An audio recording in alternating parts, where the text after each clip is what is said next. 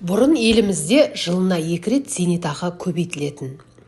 Ал соңғы жылдары жылына 1 рет, кейде тіпті жыл аралатпай да зейнетақы өспейтін болды. Ал қымбатшылық қысып барады. Қайтпек керек. Көрші елдер келер жылғы зейнетақы индексациясына әлден-ақ кірісіп те кетті. Депутаттары мінберден айқайлап, бұл туралы күнде айтуда. Ал жылына 4 рет көбейетін зейнетақы туралы естіп пе едіңіз? Ендеше мархабат. Әңгіме Қазақстан туралы емес, Ресей туралы. Ресейліктер зейнетақылардың жыл сайын тұрақты түрде индекстелуіне үйреніп қалған. Мемлекеттік думаның депутаты Алексей Гаверин Прайм агенттігіне берген сұхбатында бұл процестің келесі жылы қалай жұмыс істейтінін түсіндірді. Оның түсіндірмесіне сәйкес сақтандыру зейнетақылары 2 есеге артатын болады. 1 ақпанда өткен жылғы инфляция деңгейіне негізделіп, және 1 сәуірде әлеуметтік қор кірістерінің өсуі мен орташа жалақының өсу қарқынының инфляцияға қатынасы ескеріле отырып көбейтілетін болады.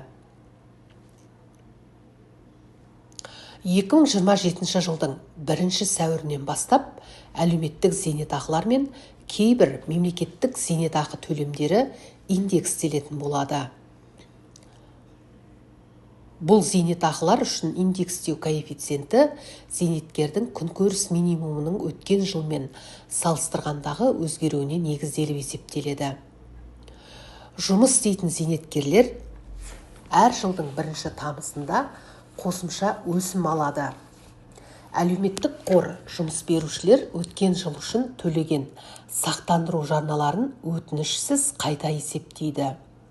3 жеке зейнетақы коэффициентімен шектеледі. Азаматтардың жекелеген санаттары үшін арнайы тәртіп қарастырылған. Азаматтық авиацияның бұрынғы ұшу экипажының мүшелері мен көмір өнеркәсібінің жұмысшылары үшін қосымша төлемдер жылына 4 рет қаралады. 1 ақпанда, 1 мамырда, 1 тамызда және 1 қарашада. Бұл төлемдердің мөлшері олардың мамандығы бойынша орташа айлық жалақыға және саладағы қызмет өтіліне байланысты болады. Әскери зейнетақылар әскери қызметшілердің жалақысымен байланысты және бөлек кесте бойынша индекстеледі. Мысалы, олар 2026 жылдың 1 қазанынан бастап 4%-ға өскен болатын.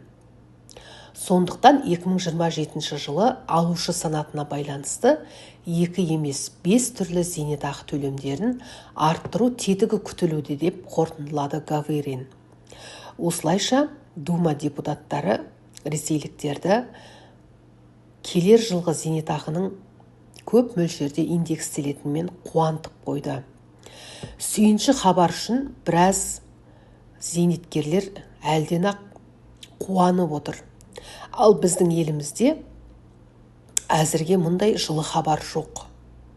Бәлкім шілде айына қарай, не болмаса жылдың соңына қарай жақсылықтың нышаны іспеттес жарқ еткен бір жаңалық шығып қалар. Күтейік.